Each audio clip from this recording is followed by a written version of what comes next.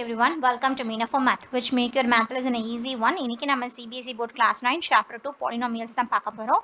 இந்த வீடியோல நம்ம exercise 2.2ல இருக்க first sum பத்தி தான் டிஸ்கஸ் பண்ண போறோம். Before going to the video, zeros of polynomial videoட link மேல காட்டன் descriptionல கொடுத்திருக்கேன். அதை செக் பண்ணிட்டு வாங்க.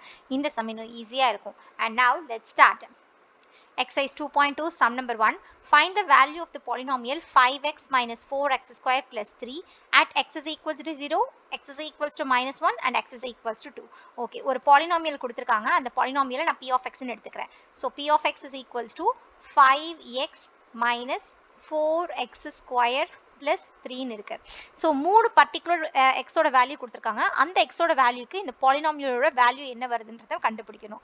அதுல first வந்து என்ன கொடுத்திருக்காங்கன்னா x is equals to 0 கொடுத்திருக்காங்க. அதாவது x இருக்க வேண்டிய இடத்துல எல்லாம் நம்ம 0வா சப்ஸ்டிட்யூட் பண்றோம். அப்ப p of 0 will be equals to 5 times of 0 minus 4 times of 0 square plus 3. So இந்த zeros எல்லாமே அப்படியே தான் இருக்கும். Which means p of 0 ஓட வேல்யூ வந்து நமக்கு 3 ன்னு சொல்லி கிடைச்சிருக்கு. ஓகேவா?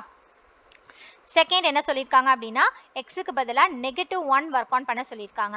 So now p of -1 will be equals to 5 times of -1 minus 4 times of -1 square plus 3. So இப்படி பார்க்கும்போது என்ன ஆகுது? 5 into -1 will be -5. So -4 into -1 square பண்ணோம்னா it will be positive. So plus 3 கிடைச்சிருக்கும். That is -9 plus 3 which equals to -6. அப்போ p of -1 ஓட value உங்களுக்கு -6 ன்னு சொல்லி கிடைச்சிருக்கு. ஓகேவா?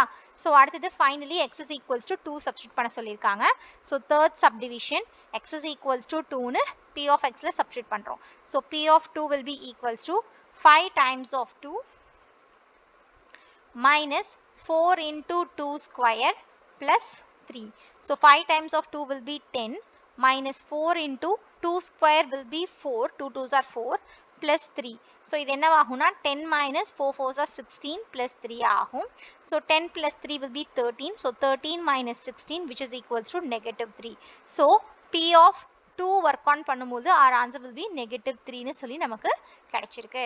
So hope you understand the sum clearly. If you still have any doubts comment here, we will clarify. இதே example 5 பத்தி தெரிஞ்சுக்க உங்க leftல இருக்க வீடியோ செக் பண்ணி பாருங்க. And exercise 2.2ல செகண்ட் சம் பத்தி தெரிஞ்சுக்க உங்க ரைட்ல இருக்க வீடியோ செக் பண்ணி பாருங்க. இந்த வீடியோ உங்களுக்கு ஹெல்ப்ஃபுல்லா இருந்தா do like the video and subscribe to Meena for Math. Also don't forget to hit the bell icon for future updates. And maths கஷ்டமான சப்ஜெக்ட்டா ஃபீல் பண்றவங்க ஃப்ரெண்ட்ஸ்க்கு மறக்காம இந்த சேனலை ரெஃபர் பண்ணுங்க. Thanks for watching. Thank you.